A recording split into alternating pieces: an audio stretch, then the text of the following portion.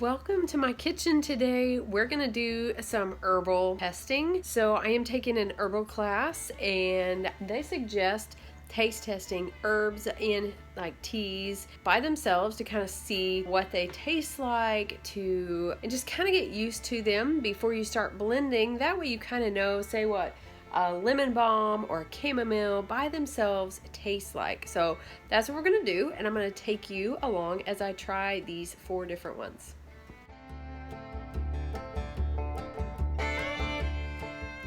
Chrissy from Up the Windy Lane, and we're gonna try some of these teas. I have chamomile, I have calendula, I have lemon balm, and spearmint, I believe. I did not write these 4 down. I was trying to remember what I had. So I have those 4. So the reason I'm telling you that ahead of time is in case you do have these or one of them, whatever, and you want to follow along and try these with me and kind of see what your thoughts are on them, then feel free to do that. So again, I'm using chamomile, calendula, spearmint, and lemon balm. All right, let's get to testing. Some of my books out. I have, of course, the 4 herbs. These 2 I purchased. These 2 are from my plants, and they have been freeze-dried, the spearmint and the lemon balm. This is my cup that our oldest daughter got for me for Christmas. I really like it. It's super heavy and it's just a really nice cup. I have, this is very hot. I just had it on. This is just my tea kettle. Love this. I will boil water in it and leave it, and then later I can use it for my sinus rinse just by heating it up just a little bit, and it works great. This is actually an addition to our kitchen not too long ago. I love the drink fridge. It holds my kombucha and my raw milk when I have it. But it's just a great place, a little accent to put my dishes that we use for special occasions, and just put our coffee and our teas over here. All right, so we're gonna do, let's do chamomile first. So I have chamomile. This is one that I have purchased, and I'm gonna move my notebook over here. So I've got my chamomile. And I do not, let's see, I think the only tea strainer I have is, let me look. All right, I found this one, this tea strainer. I have another one, but it doesn't, it has this little, well, actually, I'll just show it to you. It has this little owl on it, but it does not sit, my cup is too thick for that one. So, we're going to put 2 tablespoons of dried chamomile in here. I actually usually use my other thing because it goes together a lot easier than this. I thought about actually just putting it in the bottom of the cup because I'm not gonna, you know what, we're just gonna do that. I'm messing with that. Okay, so I'm just gonna put it in the cup because we're just taste testing this. So, all right. I'm only gonna fill this up, this is a pretty good sized mug. I'm just going to fill this up about halfway with this hot water. Going to give it a good little stir, our chopstick stirrer here.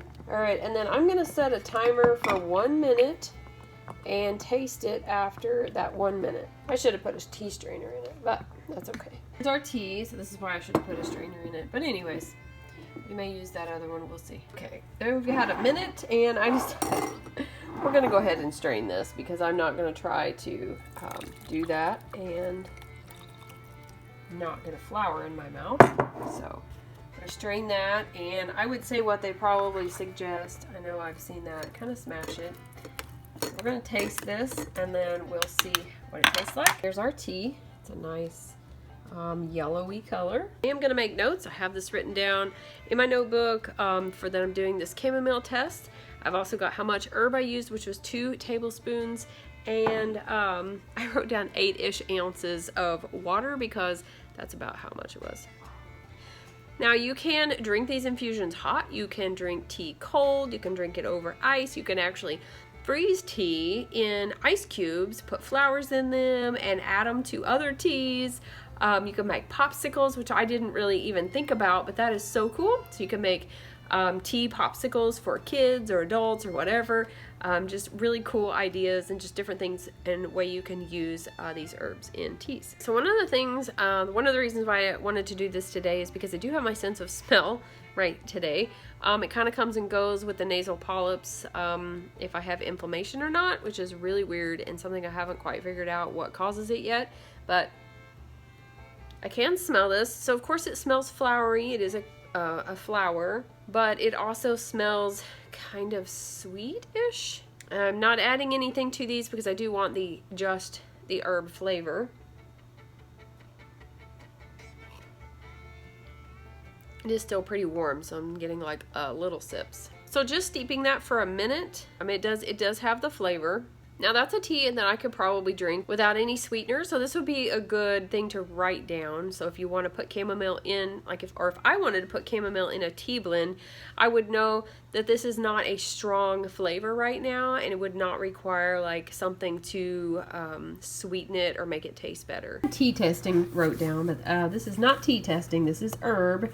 I guess it'd be herbal tea. Single herb testing, but so we just have chamomile. I have 2 tablespoons, written down 8-ish ounces of water, and I'm just going to write down that I steeped it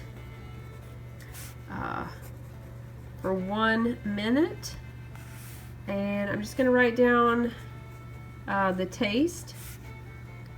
It was a little flowery, sweet, smell. I got too many, there we go, smell flowery. And what else do I want to write down? It was kind of refreshing. Even though it was hot, it seemed cooling. This could, this is going to depend totally on you. Everybody is going to react. I have to take my glasses off to actually read. I just need my glasses to see far off. So sometimes they're off and on all the time. And so you're going to react differently to herbs react differently than I will to herbs. So that's why it's important to kind of know and try things out, and we're going to see. So, all right, so I did that one. So we're going to go to I think I'm going to try spearmint. I don't really like mint in things, so we're going to try the spearmint and see what it tastes like. Okay, let's get started with the spearmint. Now this one is one that I freeze dried, and I think I have spearmint.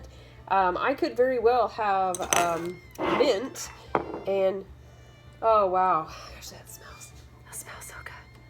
Like, I love the smell of mint, but I don't really like the taste of mint. Like, I like mint gum. Like, if I ever chew gum, I do like mint gum or mint toothpaste. Maybe I should say I don't like mint in food. Like chocolate and mint, some people love chocolate and mint, not me. I don't. But this smells amazing. Like, I could just do that. So, okay. So I'm smelling, I guess I could write that down too. Just the plain herb. Because you can actually chew on a mint leaf out, in the garden or whatever. I love mowing right beside it because I usually mow part of it down, then you can smell it. Or weed eating. Okay, enough of that. Let's get some of this out here. Okay, so I did wash everything and dry everything, but I think I'm just going to use, and my hands are clean, I'm just gonna go ahead and use this. The little owl's not gonna sit on top of it, but Now I needed to probably break this up a little bit more for tea, because the more surface area, of course, the better that is. So we're just gonna kind of fill that. Gosh, that smells so good. I wish you could smell this. Okay. So I'm just going to put my little tea, hang my little owl over to the side, and put the lid back on that, tighten that down really good. Okay, let's pour our 8-ish ounces of water over it, and I can see it's already changing color. So you can tell that it's already got a color to it. Now, what I did do with the chamomile tea, I poured it in this glass. So what I'm going to do is I'm actually going to pour all of it in here, and we're going to see what it tastes like at the end. When I say we, I mean actually me, but I do wish you were here. You could taste these. But hopefully you're following along. Hopefully you have some of these, and or you can rewatch this and you can make these. And I forgot to set my timer, so I guess I better do that. Our minute is up, and I'm just going to leave that in there because I can taste it like that. So, all right, let's see what this is. Okay, I like the smell of the dried herb better. So this is steeped for 1 minute. Normally you would probably steep for longer. Some of these you would steep, I know chamomile, they say, some people say that if you steep it for very long, it becomes bitter.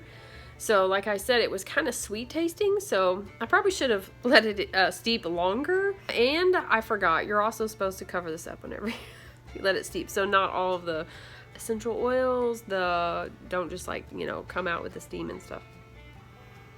It does have a peppermint smell. It's really hot. It has a light peppermint flavor. So this could probably steep for longer and take on more of the color and more of the flavor.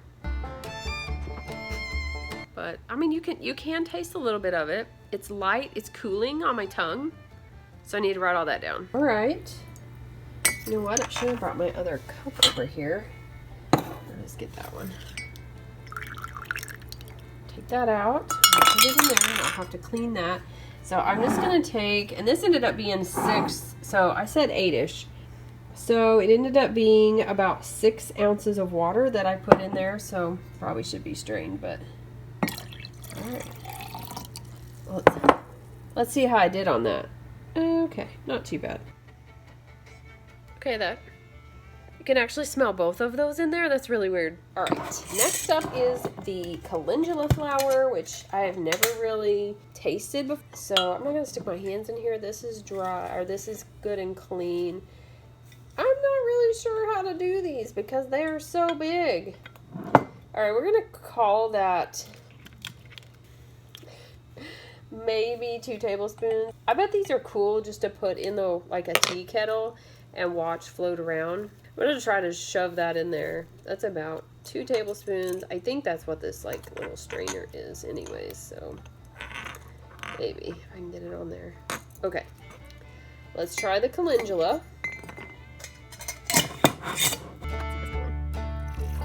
I remembered to set the timer, so we're gonna let that steep for about a minute, and we're gonna try that. And while that is doing its thing, I'm gonna go ahead and write this one down. I wrote the spearmint one down while it was steeping, and yeah, see what this one tastes like. All right, timer has went off, and I'm kind of looking at this tea. All right, it's kind of got a yellowish orange color. All right, let's see what it tastes like, or let's see what it smells like first. Okay, so this is a flower. It does not, to me, smell flowery. I'm not really sure what calendula is supposed to smell like, other than it just smells like plant. It doesn't smell like earth or anything, but it does smell or taste like the chamomile tastes better. Which I don't know if you put calendula in tea a lot. I know you do chamomile. Calendula is good for your skin though. You can make herbal infusions, like oil infusions or tinctures and stuff like that with calendula. I can't really decide what that flavor is. I wouldn't call it refreshing because it's not something I don't think I would want to drink a lot of. It doesn't taste bad, but it definitely needs to be put with something else. All right, the last one we're going to try, see, I should have got my mortar and pestle out, is lemon balm. This is grown here on our property, and I freeze dried this. All right, so there's approximately 2 tablespoons. Okay, so this is part of the mint family. It's not minty necessarily, but it does have, I don't know, maybe all my smells and tastes are running together. I don't know, it's almost like a mint-ish, but not as strong as the spearmint. All right, pour our 6-ish ounces of water. We'll see. I mean, it smells like it smelled, where the mint was more minty as a dried herb. This is about the same. Now again, could be because I'm only steeping this for about a minute each, but that kind of keeps it control, so I kind of know. You can definitely tell it's in there though. It doesn't taste bad, but I don't know that I could just drink it plain. I don't know. This almost like, it's cooling, so I wonder if that's the mint because of the mint family. It seems to be cooling on my tongue, but I wonder if this would be good as a cold tea. I don't know why I'm thinking that. It just seems like it would be, maybe. Switch out my jar because that other one was like a 24-ounce jar maybe, and this one is a 32. So what I was going to tell you a while ago, and my timer went off, is Rosemary Gladstar in the book, this one right here. I love her books. She has such great information and wonderful recipes in there. So she does not recommend making just an herbal tea for, you know, as a cupful, unless you're just enjoying it for that time. But medicinal teas, she actually suggests making them, you know, by, say, the quart. And, of course, unused portions need to be refrigerated. But this is, if you're using it for something specific medicinally, you need to be drinking it more than once a day. So Rosemary Gladster recommends that it be in small doses several times a day. For chronic problems, serve it 3 to 4 times daily. Acute ailments such as colds, fevers, and headaches, you take it several small sips. Several small sips every 30 minutes until the symptoms subside. And of course, she has lots of great information, guidelines on amounts and such for adults or kids and all that kind of stuff. I really highly recommend her books.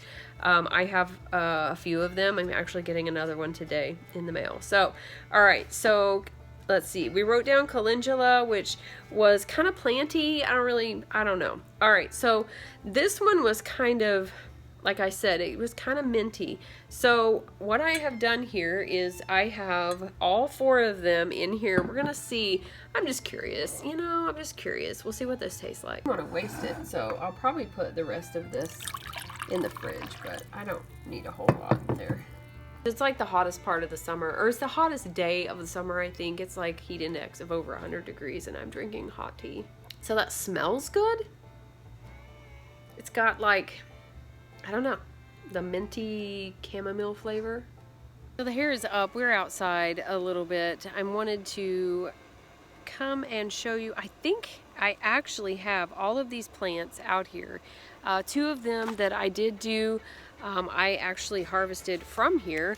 A couple of the other ones I have here, but I did not harvest what I just used. So my poor little chamomile plant looks a little, it needs a little help, but it is towards the end of the season for it here. It's dying off. I'm going to show you it. It's not at its prime, so please do not think this is actually what it's supposed to look like. The lemon, or the lemongrass, out of the way a little bit. Then we can see this is chamomile, and these are the little yellow flowers. They had little white petals on them. These will die back, and then these will actually be flower or seed heads, and these will come up, and you can put, like I did, and just put the seeds right down here and hope that it comes up again next year. And I'm not sure, but I mean, that might actually be a new little plant coming up. But I just sprinkle the seeds down in there, and then of course the rest of this plant will die off. But I wanted to give you an idea of what it looks like. This is not the best time to look at this though. Also give you an idea of some good information about it. So this is one of my favorite books from Rosemary Gladster, Herbs for Common Ailments. It has a lot of just what it says, common herbs in it. So and all the 4 that we use today that I taste tested are in here. I'm just going to read you some information on chamomile. So it's actually, you can use the leaves. Most of the time it's we use the flowers like I did. You can use the leaves, but what is interesting is this little plant is actually a healing wonder, is what she says. And in the tops of those yellow flowers is actually a deep blue essential oil called azulene. I don't know if that's how you say it, but that is where the anti-inflammatory agent comes from. So that makes this an excellent source for relieving pain in joints like arthritis and bursitis, relaxing to the nervous system. It's also a general digestive aid and is one of the best herbs for colicky babies. Now, this can be used in a tea like what we did. It can be sweetened with honey throughout the day. You can it'll calm stress and nervousness. You can actually make it into a tincture as well. It also makes a good massage oil for relieving stress and anxiety. It's also found in many cosmetic formulas, which is interesting because it is an aid in skin repair.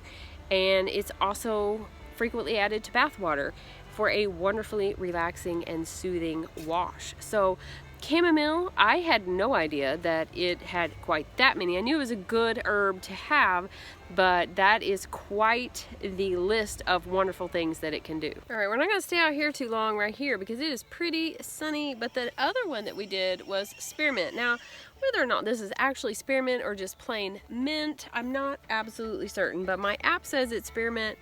I really need to wait until probably like when it flowers and check that for sure. But spearmint, we do use the leaves and the flowers, of course. We use the leaves for the infusion that we tried. This is cooling, it's refreshing, it's uplifting.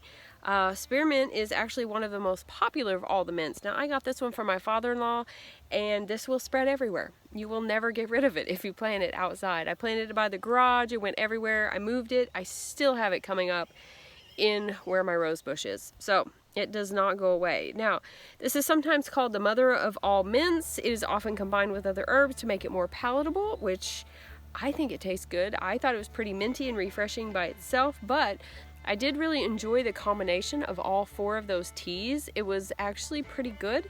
So it might be an idea to write that down and make that. All right, we're gonna kind of come over here in the shade. I got a little helper out here with me, so this should be interesting. I got this one and one on a 4-wheeler out here in the yard. But anyways, go back to the spearmint and the mint. I would be able to be used, but they're used to sweeten the breath and the stomach after sickness. It's actually a common ingredient in mouthwashes, toothpaste, and breath mints. So it's pretty cool. Still hot out here, so we're gonna do this really quickly. My poor calendula is kind of sad because they've already bloomed, but I did find one bloom left, so I'm gonna show you that one. Is kind of sad, but it is, the plant has spent. I have collected some of these and I have dried these. Calendula, we use the flowers. It's also known to most people as, I did not know this, a marigold or a pot marigold, but it does brighten a lot of gardens, and I'm really glad that they came up this year. I've tried to grow them before and it just didn't work out so well. Often most used in salves for burns and irritated skins. It's not usually used for teas, but it can. You can drink it because it is also good for gastrointestinal upsets and fevers. Now, it is can also be used as a triple strength tea and used for a hair rinse, which I did not know that, so that's pretty cool. For use in a lymph tonic, you can try it as a tincture, so you can make it into a tincture as well. It's used internally for fevers, for indigestion, and diarrhea. So it can be used internally, but most often is used externally in salves and burns for irritated skin. So the last one that I tried was lemon balm right here. This is my lemon balm here. I have another one behind me. I actually have one that came up volunteer in my raised bed. I don't know where that one came from, and I actually have some that I planted out by the fig trees as well. But so I did pull some of the lemon balm that I used off of mine and freeze dried that. But lemon balm is Melissa officinalis. So we use the leaves. It is calming, it's antiviral, antiseptic. It's also very fragrant and a tasty member of the mint family, like I mentioned earlier. Now, when applied topically, lemon balm can help heal and prevent herpes. It is often made into a cream for this purpose. So cold sores and such like that is good for. It's also found that the tincture works as well. Now, lemon balm tea is used as a mild sedative, and it's used to ease insomnia, mild depression. So it is a nervine as well as chamomile, so they can both be used that way. It's also renowned for lifting the spirits and driving away melancholy. So these herbs are pretty cool. We do have helpers here today. Lemon balm makes a delicious tea if it's served and can be served with lemon and honey, so to alleviate stress and anxiety. So that would probably help the taste of it. Lemon balm wasn't really my favorite of the ones that I tried, but it also makes tasty tincture in either alcohol or glycerin. So lots of great things that you can do with these herbs. All right, so that is our taste testing of those 4 herbs: chamomile, spearmint, calendula, and lemon balm.